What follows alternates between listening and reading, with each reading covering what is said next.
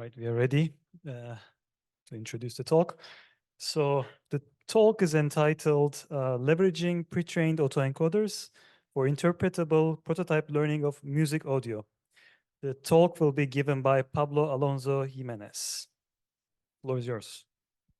Okay, thank you very much for inviting me to give this talk. Yeah, so this work is a collaboration between the Music Technology Group from Universidad Pompeu Fabra and Instituto de Ciencias de la Computación from the Buenos Aires University. In my talk, I will cover the introduction and context for our method, followed by the methodology, the experiments and results that we got, and followed by conclusions on future work. So we work in the context of music classification and audio classification, and of course, interpretability is very fundamental in this case. If we think in the typical tasks that we are working with, such as recommender systems for music production tools, interpretability can help final users of these applications to trust the models that we create.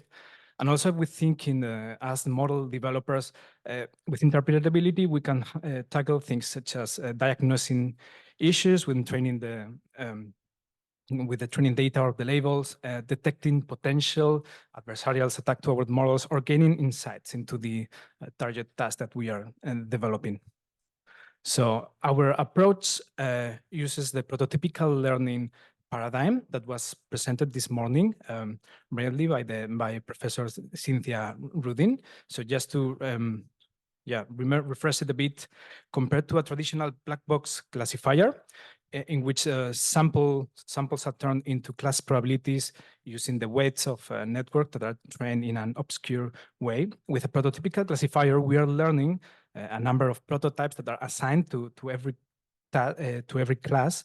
And then the final classification decision is taken by measuring the distance between samples and these class prototypes. So after training, we can look at the class prototypes in different ways and to try to understand how the decisions were taken.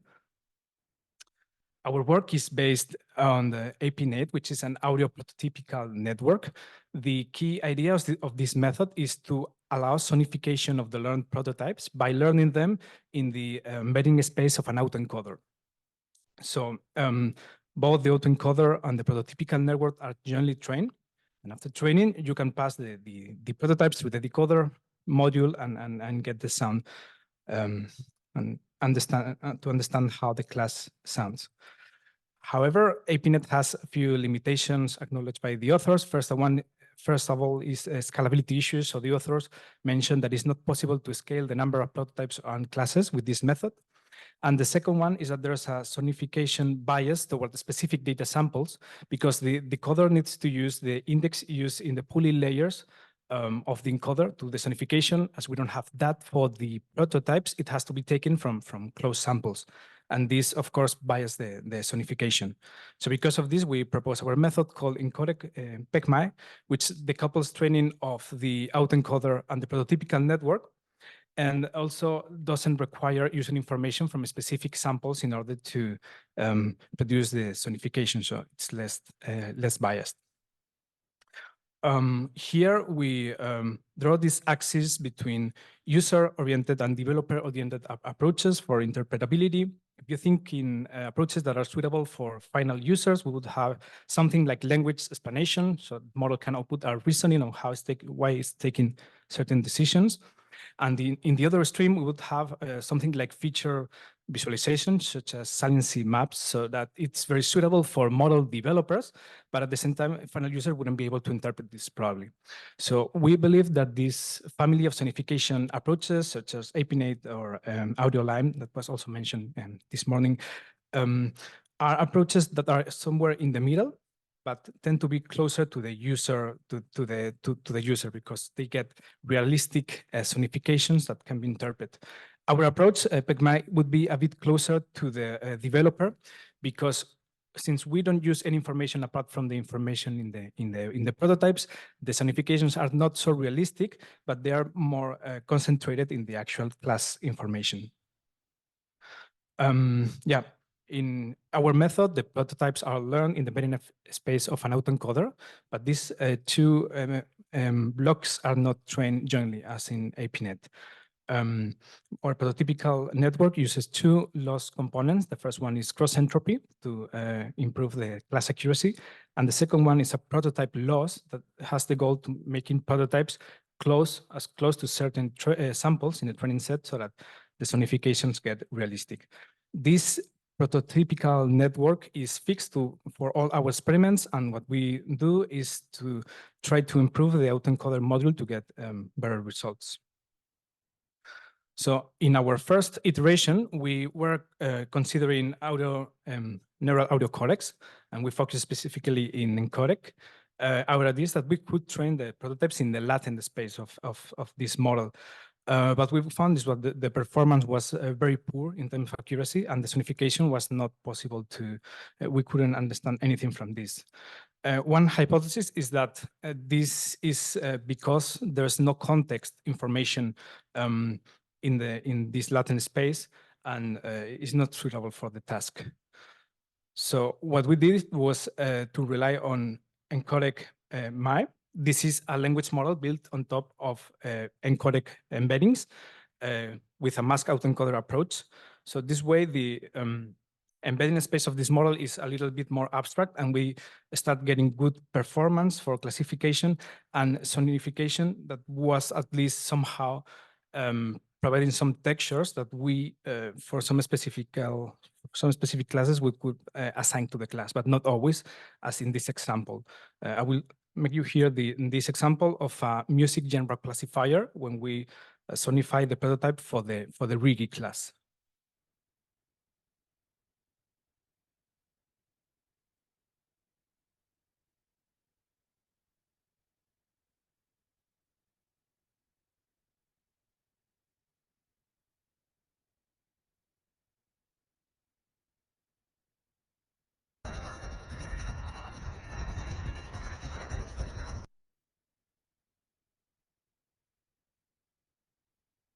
It's very hard it doesn't resemble, of course, anything really similar to reggae, but compared to other classes, we start to see that there was some difference, but of course, this is not enough.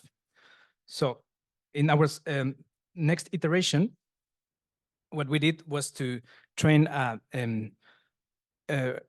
hypothesis was that there was still too much temporal detail. So what we did was summarizing this information with a transformer that was taking 4 seconds of these embeddings to one single vector, and then using diffusion decoder to generate the audio condition on this embedding. With this approach, we managed to preserve most of the performance for the classification and start to get more interesting sonifications.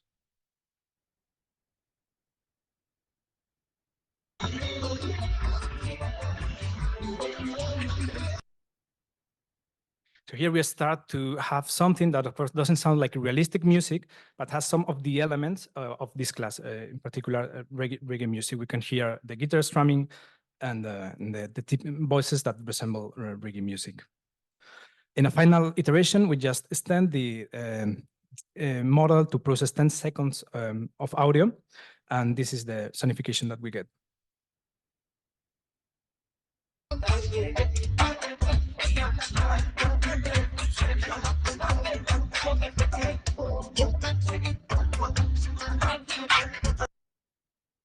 So again, it doesn't sound like realistic music, but with all the authors, we agree that we could recognize typical elements from reggae music, like the type of guitar sound, the type of voice.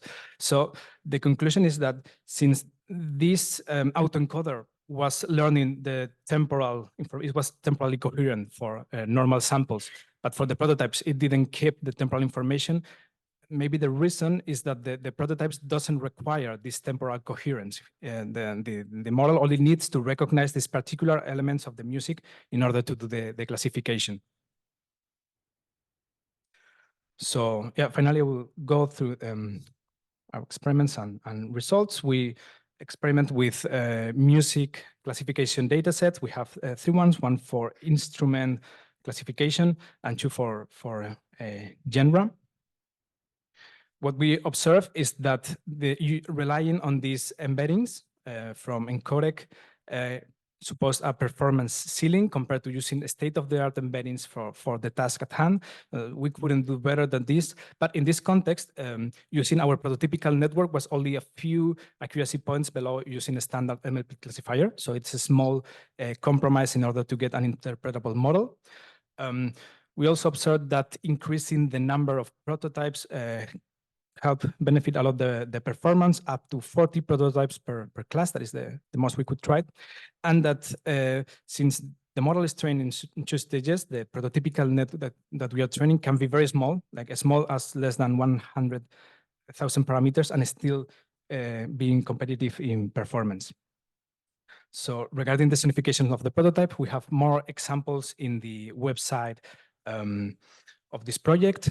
Something that we were concerned is that the decoder might be introducing information that could alter the class information, but after classifying the synthesized prototypes, we observed that the performance was still about 99% of the accuracy. So these examples that you heard before without temporal coherence are still considered like good representatives of the class for the model, which is interesting.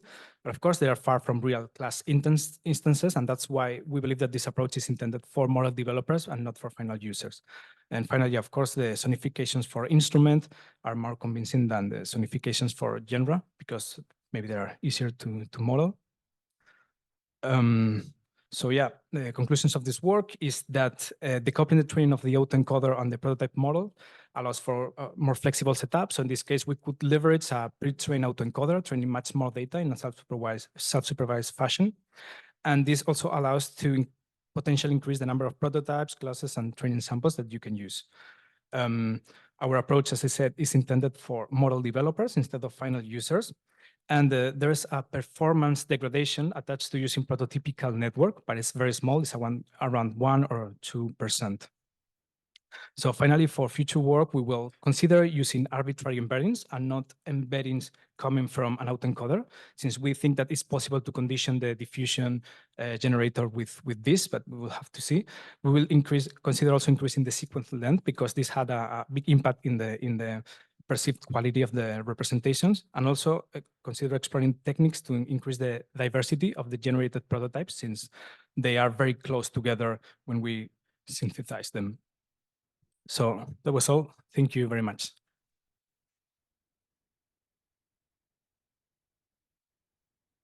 Thank you very much.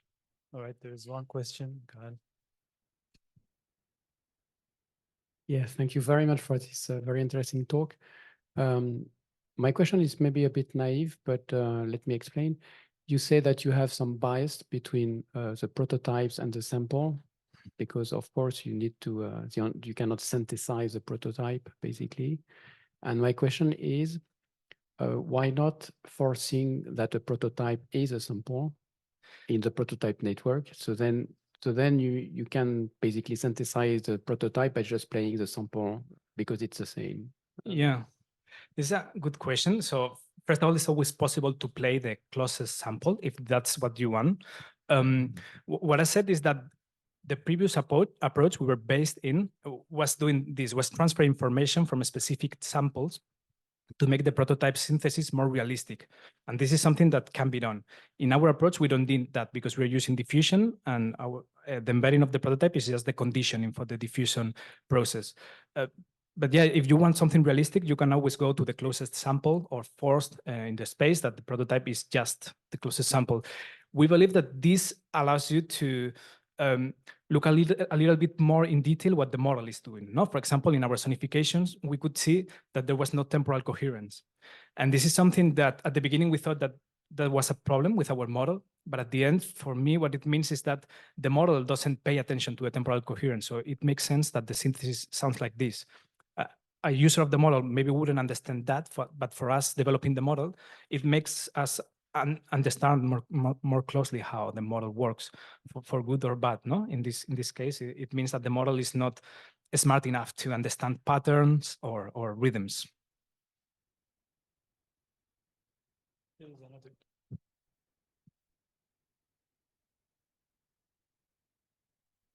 Okay, thank you. I found that you use the diffusion model. So I wonder how many epochs you have trained. Well, let's check the paper later. I can't remember. I don't know in epochs, in steps. I think around 100,000 steps.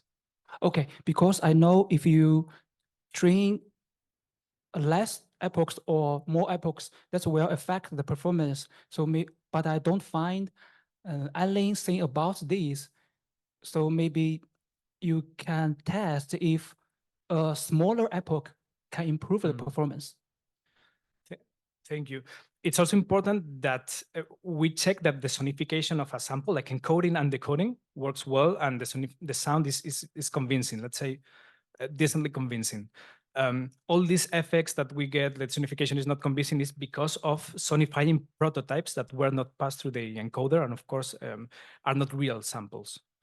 But the sonifications for samples that you encode and decode with the diffusion are much more realistic than what you hear. So what I mean is that I don't think there's a big problem with the decoder, because it works well with real samples. Okay, I understand. Thank you. All right, we're right on time. So let's thank the speaker once again.